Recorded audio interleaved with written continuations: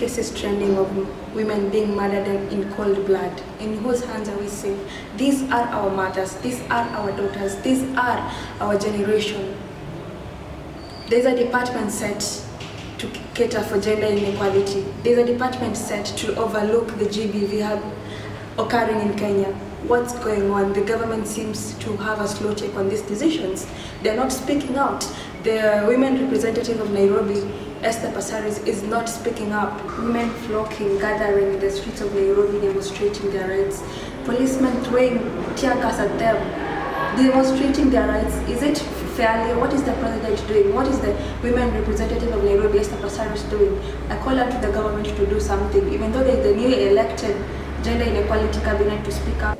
I think the magnitude of femicide is not accurately known globally, but it being the act of killing a woman or a girl vastly by men, still not neglecting the fact that it also happens to men and boys, I believe it is an issue concerning morality in the society.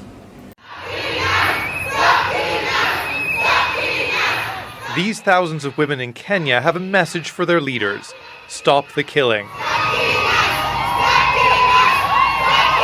With marches taking place in towns and cities nationwide, it's the biggest protest of its kind the country has ever seen.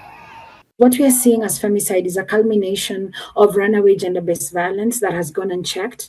We do not have measures of police complacency, as well as very slow judicial processes that lead to very late prosecution, have led us to this position that we're in today. Witnessing an escalation. Yes, gender-based violence cases are getting worse, I would say, and not just in terms of numbers, but even the forms of gender-based violence. Just as Florence mentioned that now we have technologically facilitated gender-based violence. We're not talking about femicide from the beginning of the year. Of course, it's been there before. I mean, we even have had old women being killed saying that they're witches. That's femicide.